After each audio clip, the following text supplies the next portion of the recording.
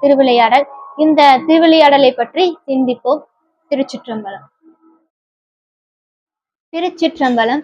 லட்சினையிட்ட திருவிளையாடல். முன்னொரு காலத்துல காஞ்சிபுரம், அந்த காஞ்சி மாநகர் முழுவதுமே காடு சூழ்ந்து கவனிப்பார் இல்லாமல் இருந்தது. அப்போ அந்த காஞ்சிபுரத்தை வெற்றி கொண்ட சோழ மன்னர் அவர் என்ன பண்றாரு, அந்த காடை வெட்டி அதை சீராக்கினார். அந்த காஞ்சிபுர ஆலயம், காஞ்சி காமாட்சி அம்மாள் திருக்கோவிலையும் புதுப்பிச்சார்.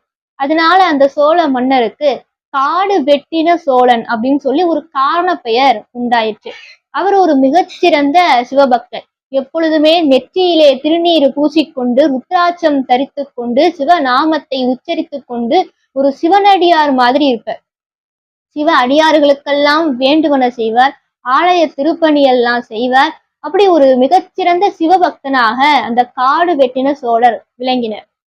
அவருக்கு மதுரையில இருக்கக்கூடிய சொக்கநாத பெருமானை தரிசிக்க வேண்டும் அப்படின்னு சொல்லி ஒரு ஆசை, விருப்பம். ஆனா பாண்டிய மன்னன் சோழருக்கு பகை. அப்படி இருக்கிற பொழுது பாண்டிய மன்னர் நம்மளை உள்ள அனுமதிக்க மாட்டாரே, எப்படி அந்த கோவிலுக்கு சென்று எம்பெருமானை, மீனாட்சி அம்மையையும் சொக்கநாத பெருமானையும் தரிசிப்பது அப்படின்னு சொல்லி ரொம்ப வருத்தத்துல இருக்கிறார்.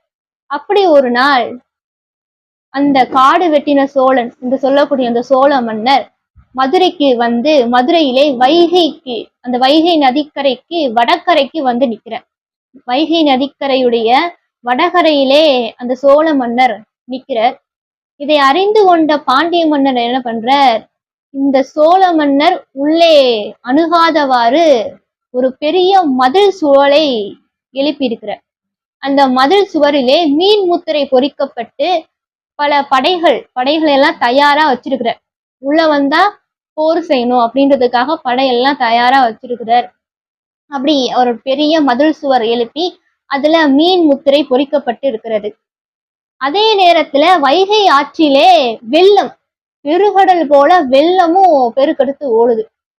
இப்போ வைகையினுடைய அந்த வைகை ஆறு, அதனுடைய கரை வடகரையிலே சோழ மன்னர் நிற்கிற பெருமானை வேண்டி வருத்தத்தோடு பெருமானிடத்திலே முறையிடுகிறார். பெருமானே அப்படின்னு சொல்லி முறையிடுகிறார் அந்த சோழ மன்னர். மண்ணுலகம் முழுவதும் இருக்கக்கூடிய பல்வேறு தீர்த்தங்களை கண்டு அவற்றிலே நீராடி அங்கிருக்கக்கூடிய இறைவனை போற்றி வழிபாடு செய்து மன மகிழ்ச்சி அடைந்தேன்.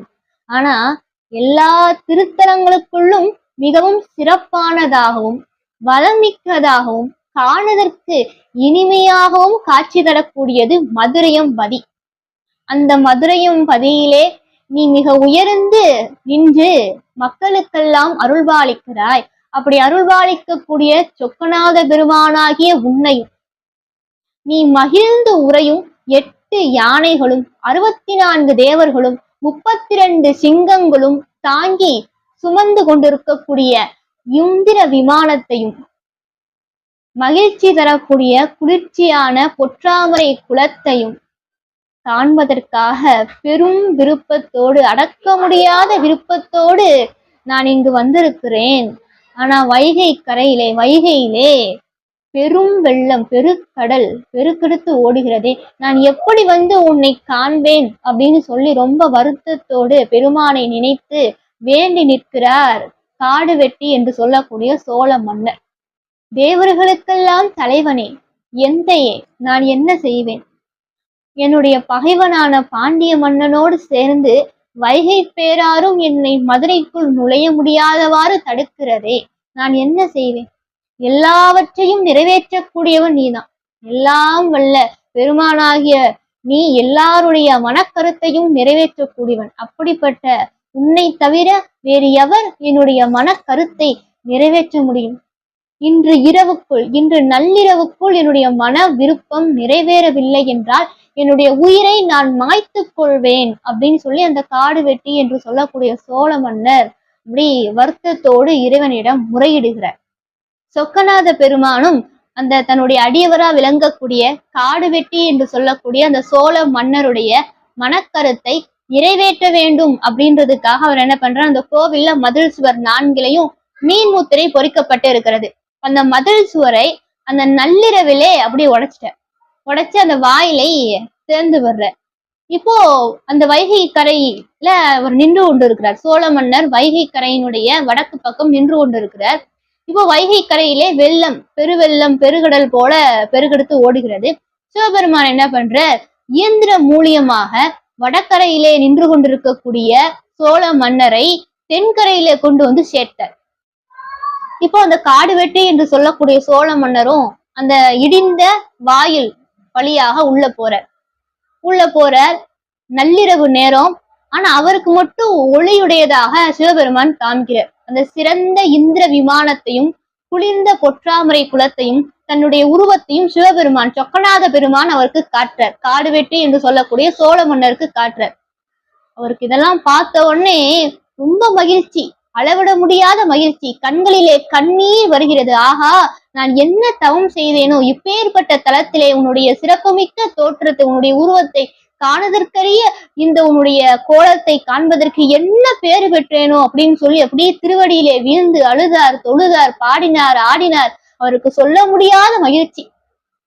அப்படியே மகிழ்ச்சியில சொக்கநாத பெருமானை பார்த்து கொண்டே இருக்கிறார். உள்ளம் மகிழ்ந்தார். அப்படியே அவருடைய மெய்யெல்லாம் சிலிர்க்கிறதாம். ரொம்ப மகிழ்ச்சி. பெருமான் நமக்காக இப்பேற்பட்ட ஒரு கருணை செய்திருக்கிறாரே அப்படின்னு சொல்லி அவருடைய பெருமையெல்லாம் போற்றி துதிக்கிறார் அந்த சோழ மன்னர். சொக்கநாத பெருமான் சொல்றார், என் மீது அன்பு கொண்ட பாண்டிய மன்னனும் இப்ப இங்க இல்ல, அவனுடைய படையும் இப்ப இங்க இல்ல.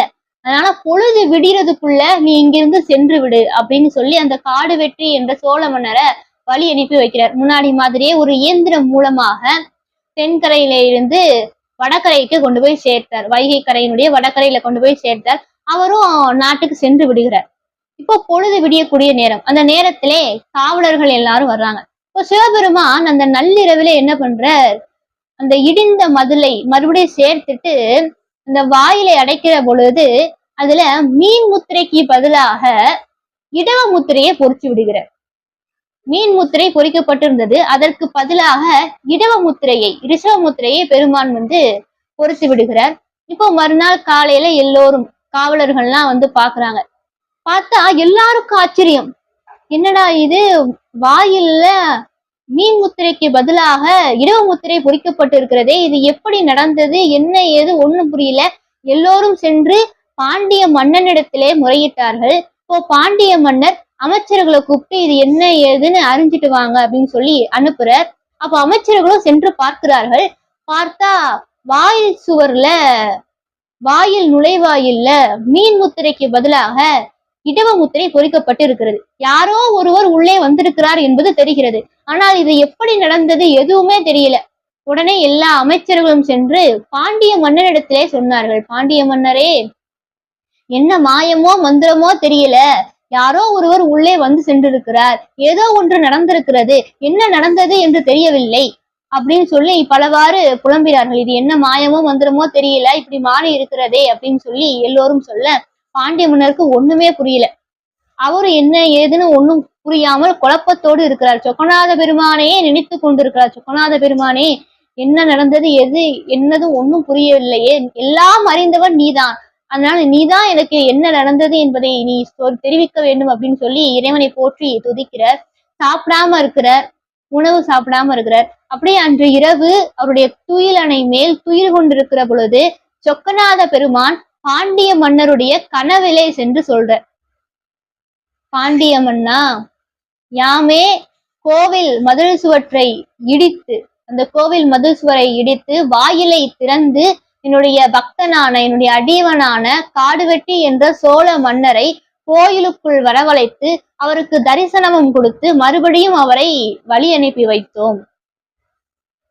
மீண்டும் அந்த வாயிலை அடைக்கிற பொழுது மீன் முத்திரைக்கு பதிலாக இடவ முத்திரையை யாமே இட்டோம் அப்படின்னு சொல்லி சிவபெருமான், சொக்கநாத பெருமான் பாண்டிய மன்னருடைய கனவுல போய் சொன்னார். இறைவன் சொக்கநாத பெருமான் கனவிலே கூறியதை கேட்டு அதிசயித்தார் பாண்டிய மன்னர். உடனே அவரும் அந்த இடவக்குறி பொறிக்கப்பட்ட அந்த வாயிலை பார்த்து அப்படி மனம் மகிழ்கிறார்.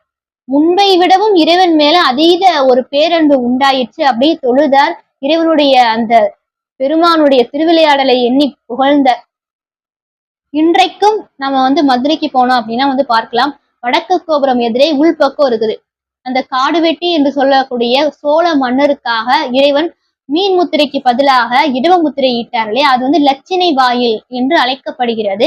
அது வடக்கு கோபுரத்துக்கு எதிரே உள்பக்கம் இருக்கிறது. அவர் இடவ முத்திரை பொறிக்கப்பட்ட அந்த சின்னமானது இருக்கின்றது.